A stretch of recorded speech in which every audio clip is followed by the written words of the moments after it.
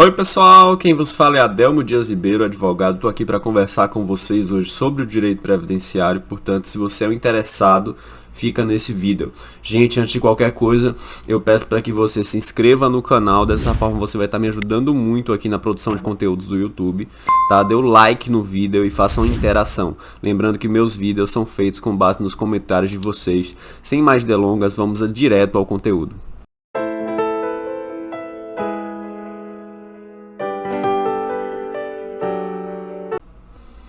Uma pessoa me perguntou o que é que acontece se você negar o acordo do INSS. A pessoa estava inclusive preocupada porque, sob a minha perspectiva profissional, eu prefiro sempre pensar na aceitação dos acordos. É claro que eu vou fazer uma análise individual dos acordos para verificar se aquele acordo é benéfico ou não para cada cliente, né?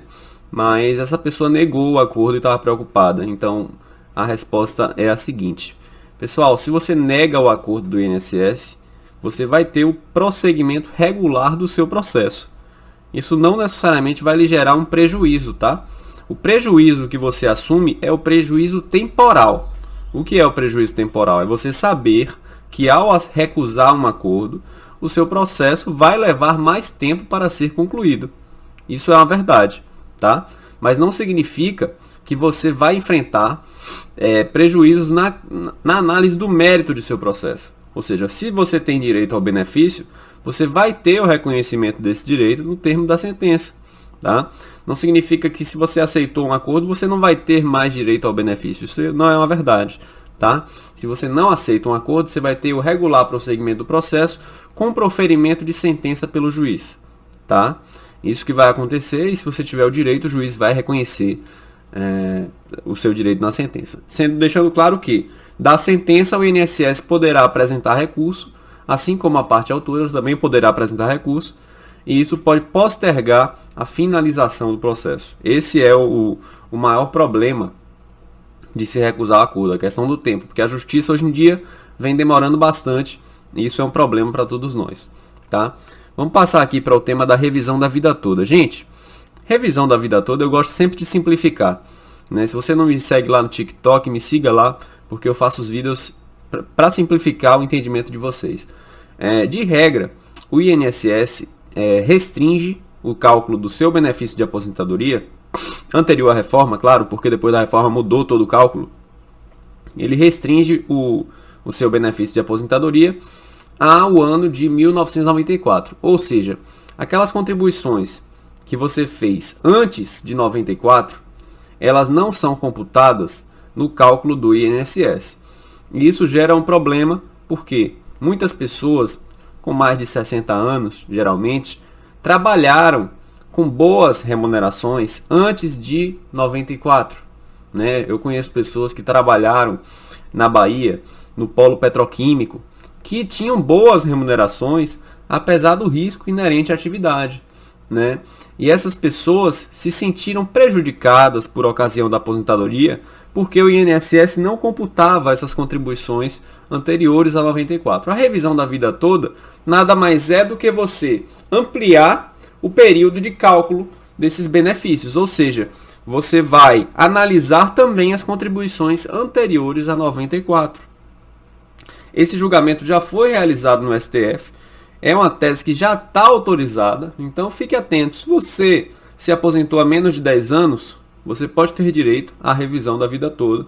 Isso pode lhe assegurar uma majoração do benefício e o pagamento de retroativos devidos pelo INSS. Tá bom? Vamos comentar aqui agora o tema 298 da TNU. Esse tema é interessante, versa sobre a caracterização dos períodos especiais, né? É um tema um tanto específico, vou passar bem rápido por ele, porque eu acredito que o público desse tema seja bem restrito, tá? E basicamente a regra é a seguinte, você tem que considerar atualmente nos PPPs não apenas as expressões hidrocarbonetos e óleos graxos, você tem que considerar o agente específico, tá? Então você tem que ter uma referência no PPP para a caracterização do período especial do agente específico. Se você tem interesse nesse tema, acompanha no TikTok, que eu fiz uma explicação muito mais profunda sobre ele lá, tá?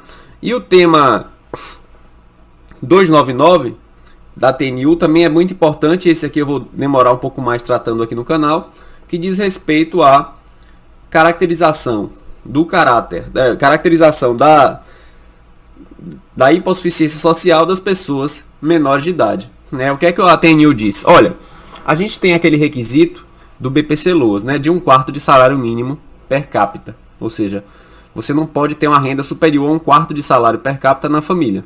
Todo mundo sabe disso, tá ok, não tem dúvida, né? Mas o que é que acontece? No caso de menores de idade, não basta a análise objetiva, você tem que fazer uma análise subjetiva, né, da situação familiar do responsável por aquele menor. Então, processos já foram extintos e reiniciados porque o juiz simplesmente analisou objetivamente a questão da renda, né? E o que é que a TNU diz? Não, cuidado, juiz. Nessa situação de menor, eu não quero apenas uma análise objetiva da renda. Eu quero que Vossa Excelência faça uma análise subjetiva, considerando os aspectos daquela família no trato daquele menor. Às vezes a família tem despesas adicionais, né? No caso dos menores autistas, né? Despesas que, embora não sejam dedutíveis, possam contribuir para o julgamento da causa e o deferimento do benefício, tá? Então, gente, é isso que eles dizem nesse tema da TNU, né? Turma Nacional de Uniformização, que uniformiza os julgamentos previdenciários. É muito importante que vocês saibam. E para fechar o vídeo, vou falar aqui um pouco da acumulação do auxílio acidente com o auxílio doença. Doutor, é possível acumular auxílio acidente com auxílio doença? É possível, mas preste atenção nisso. Você tem que ter causas distintas, tá? Vamos supor que você tenha um problema cardíaco e você consiga um auxílio doença, né, por conta desse problema cardíaco.